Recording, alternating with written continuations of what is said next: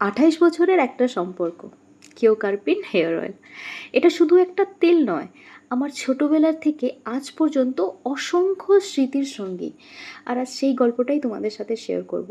কি বলো তো, সময়ের সাথে অনেক কিছু বদলে যায়, কিন্তু এই 28 বছর ধরে যে আমার হেয়ার কেয়ার রুটিনে কিওকার্পিনের জায়গাটা একই রয়ে গেছে। হ্যাঁ, আজকে আমি একজন বিউটি ইনফ্লুয়েন্সার, একজন বিউটিশিয়ান, একজন এস্থেটিশিয়ান, যার কারণে আমি অনেক রকমের প্রোডাক্ট ইউজ করি যাতে আমি তোমাদেরকে অনেস্ট রিভিউ দিতে পারি। বাট কিছু কিছু জিনিস হয় যেটা তোমার সাথে সেই ছোটোবেলার সেই জায়গাটা নিয়ে নেয়, আর সেটা কখনো সেটা চেঞ্জ হয় না। আর সেটাই হচ্ছে এই হেয়ার অয়েলটা। এটা ভীষণ ভালো অয়েল। আমি ছোটোবেলায় যখন স্কুলে যেতাম, আমার মা আমাকে এই অয়েল দিয়ে ভালো করে চাম্পি করে একদম আমাকে স্নান করে আমাকে পাঠাতো, যখন আমি আমি প্রায় ক্লাস 7 পর্যন্ত নেড়া হয়েছি।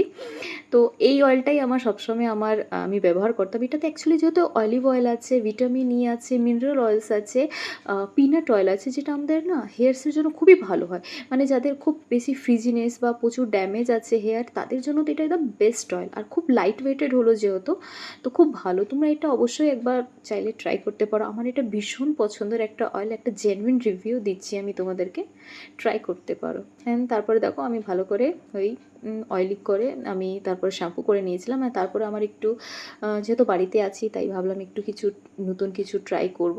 তাই আমি এখানে পাও ভাজি ব্রেড দিয়ে আমি বানাচ্ছিলাম নিজের বার্গার, যেহেতু বার্গারের ব্রেড পাইনি আমি। তো দেখো এখানে আমি একটু আলু সিদ্ধ করেছিলাম, আর ওটার মধ্যে একটুখানি টমেটো কুচি, পেঁয়াজ কুচি, লঙ্কা কুচি, ধনেপাতা কুচি দিয়ে আমি ওটাকে একটু ফ্রাই করে নিয়েছিলাম হালকা করে, শ্যালো ফ্রাই। অ্যান্ড তারপর ওটা আমি নিয়েছি এই পাও ভাজির ব্রেডের মধ্যে। আমি ওই তোমার ময়নিজ হয়ে গেছে, তারপরে তোমার যে টমেটো সস, এগুলো দিয়ে তারপরে একটু স্যালাড দিয়েছি, আর ওই আলুর যে তোমার টিক্কা যেটা বলা হয়, সেই টিক্কা বানিয়ে তারপর এটা দিয়ে দারুণ একটা বার্গার বানিয়েছি, আর কিছু ফ্রুটস নিয়েছি। এটা ছিল আমার সকালবেলার ব্রেকফাস্ট। চলো নেক্সট ভিডিওতে আবার তোমাদের সাথে দেখা হবে নতুন একটা কিছু ভিডিও নিয়ে। Bye bye.